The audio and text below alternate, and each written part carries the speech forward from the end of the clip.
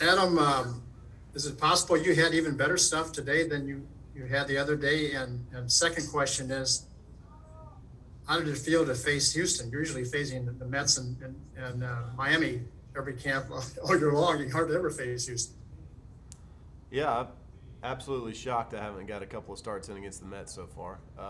But it's good to face other teams. It's good to face a big league lineup. They're throwing some of their big dogs out there today, and so that's a good test of where your stuff's really at. You know, you see those big league players that are quality hitters and very good, have great approaches, and so you know right away whether your stuff needs to improve or not. But I definitely think my ball had more life on it today. It was moving like crazy. The wind is swirling out there. Like, I mean, maybe I have seen it, but it's Jupiter, Florida is the windiest place on earth while we're here every year, and makes it tough on the golf game, but also makes it tough on our outfielders. So the wind was swirling a little bit, but you know what? We make adjustments as we go. That's why they call us professionals, and we just got to go out there and make pitches.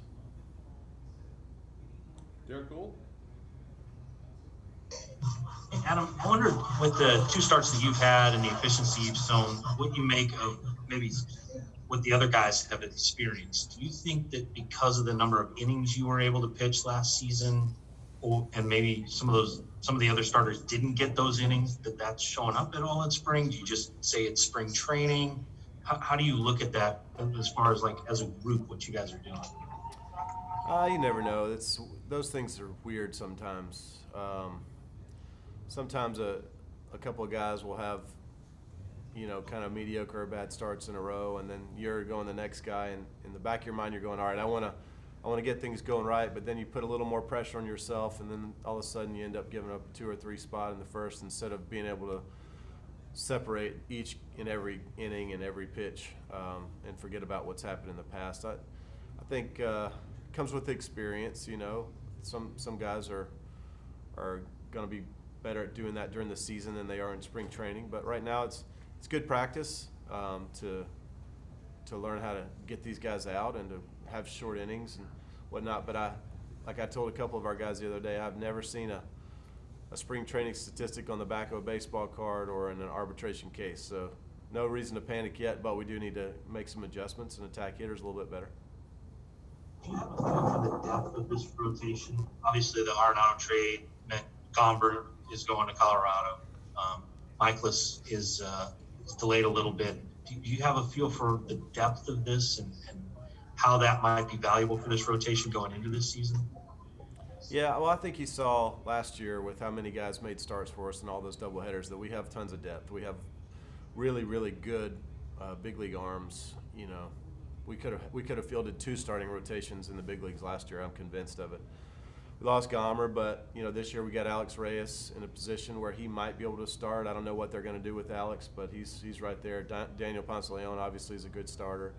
So we have guys that can hold the fort down or even be great quality starters themselves that are just waiting in the wings, waiting for that opportunity. So, you know, a guy goes down, somebody else got to step up, and right now Miles is on the way back. I think he's going to start throwing bullpens tomorrow or the next day or something like that, they said, and then he's supposed to be good to go. But I think you'll see our starting rotation get crisper as the spring wears on, as they get more innings. Carlos pitched great over in the Caribbean Series. We know he's got some quality innings in him, and I don't think anybody's really worried about Jack or any of the other guys either. We just got to go out and make quick innings and get ahead and make it easier on ourselves. Like right now, a few of our guys are just making it a little tougher than it needs to be. It's already hard enough.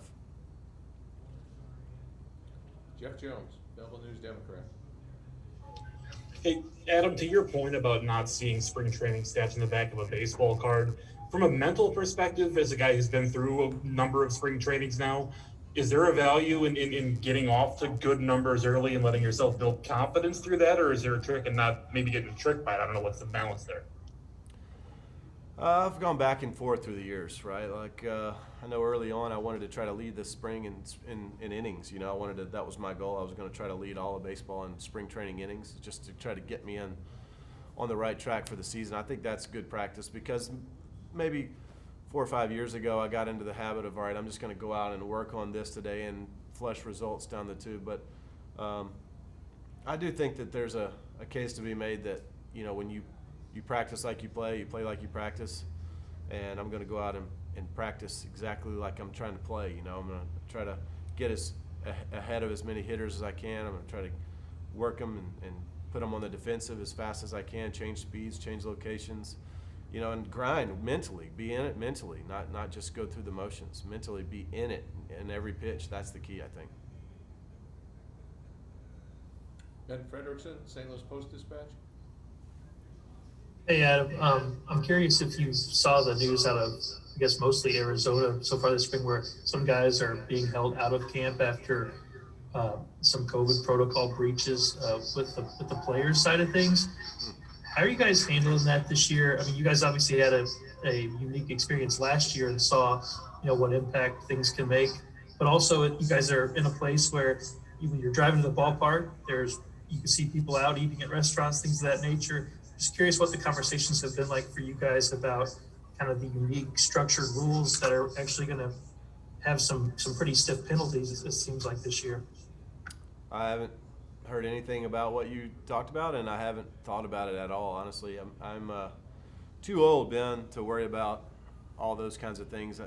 That listen and wait until they tell me what the rules are, and I try to follow those rules as best I can. And I have 5 kids. As soon as I leave here, I get up off of this chair. I'm going to go home and be a dad to 5 kids, be a husband to 1 wife, and in the process, that gives me a lot of stuff to think about and worry about and all that away from the field.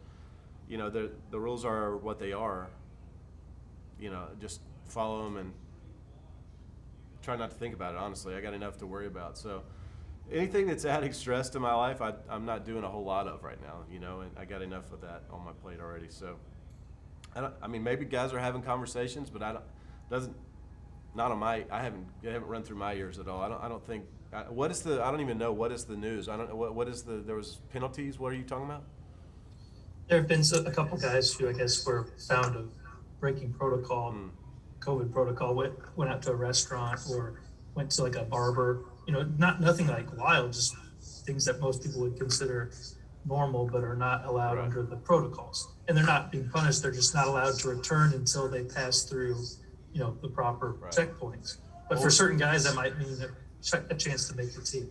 We can go to restaurants as long as they eat outside, though. I mean, you just can't eat inside. That was passed a couple of days ago, but They were inside out of the. oh, okay, yeah. I mean, you know, rules are the rules. So, I mean, if you're not going to follow the rules, you're going to have penalties that come down from it. I mean, it's pretty simple to me, cut and dry.